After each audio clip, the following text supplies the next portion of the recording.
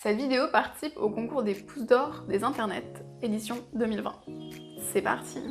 Après un manuel sur la sexualité, voyons ce que la Cour européenne des droits de l'homme a à dire sur de la littérature française publiée en Turquie. Comme dans l'affaire précédente, Monsieur Akdas est un éditeur en Turquie.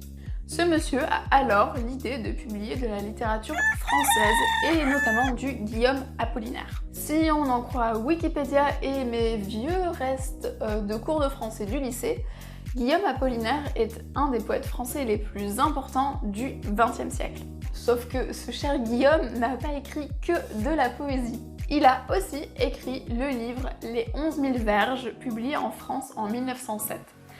Je pense que le titre parle de lui-même. Pour le bien de la science, je l'ai lu ce livre. La Cour européenne des droits de l'homme le décrit comme un roman avec des scènes de rapports sexuels crus, dont sadomasochisme, vampirisme, pédophilie, etc. Je l'ai lu en entier ce livre.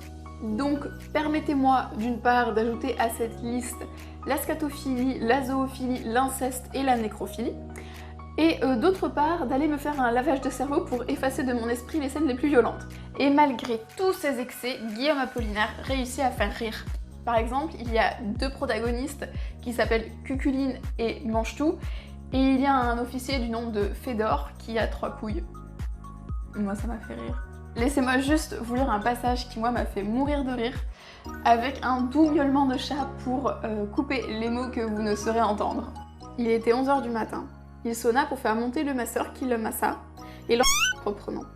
Cette séance le vivifia. Il prit un bain et il se sentit frais et dispo en sonnant pour le coiffeur, qui le coiffa et l'encadra artistiquement. Le pédicure, manucure monta ensuite. Il lui fit les ongles et l'encadra vigoureusement. Alors, le prince se sentit tout à fait à son aise. C'est quand même un peu drôle. En tout état de cause, cette publication ne fut pas au goût du procureur d'Istanbul. D'autant plus que cette version avait le bon goût d'être illustrée. Monsieur Akdas est donc condamné selon le code pénal pour publication obscène ou immorale de nature à exciter et à exploiter le désir sexuel de la population. Monsieur Akdas fait appel, puis forme un pourvoi en cassation. La nouvelle décision le condamne, mais l'amende initialement imposée est réduite. Nouveau pourvoi en cassation ? Avec cette décision finale, l'amende s'élève à environ 1100 €, exactement 684 millions de livres turcs. Et les exemplaires du livre sont saisis, mais ils ne sont pas détruits. Monsieur Akdas paie l'amende, mais l'affaire ne s'arrête pas là. Selon lui, son droit à la liberté d'expression a été violé. Et l'affaire des 11 000 verges arrive devant la Cour européenne des droits de l'homme.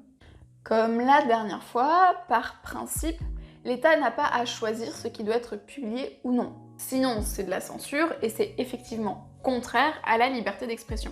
Cependant, il est possible de limiter cette liberté si 3 conditions sont réunies. Et vous commencez à bien les connaître. Numéro 1, est-ce que l'ingérence dans la liberté d'expression est prévue par la loi ? Pas de souci ici car l'infraction de publication obscène est prévue dans le code pénal, qui est une loi. Numéro 2, est-ce que cette limitation de la liberté d'expression poursuit un but légitime ?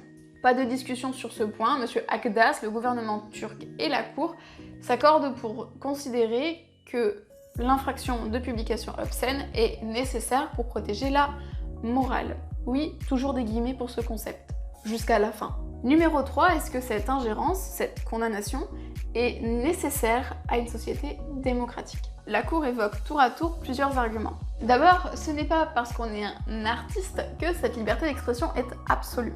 Ceux-ci doivent assumer leurs responsabilités si leurs œuvres ne sont pas conformes aux limites de la liberté d'expression. Ensuite, la Cour rappelle que oui, la morale varie selon les pays, les communautés et les époques.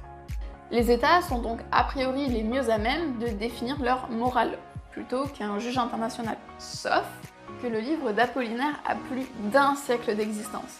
Malgré le scandale lors de sa sortie en France, il a été traduit dans de nombreuses langues, il est disponible sur internet, gratuitement, et il a intégré la bibliothèque de la Pléiade, qui est, selon Wikipédia, une des collections majeures de l'édition française, une référence en matière de prestige.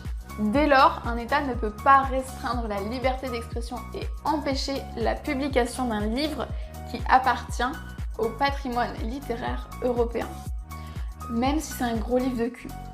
Conclusion, cette condamnation n'était pas nécessaire à une société démocratique. Et il y a donc violation de la liberté d'expression. Concrètement, la condamnation doit être annulée, l'amende doit être remboursée et les livres saisis doivent être rendus.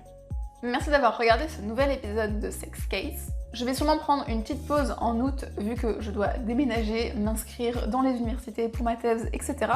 On se retrouve donc en septembre pour continuer sur la liberté d'expression, mais cette fois-ci par rapport à des supports visuels, notamment la peinture et la pornographie. Plein de bisous et soignez vos droits.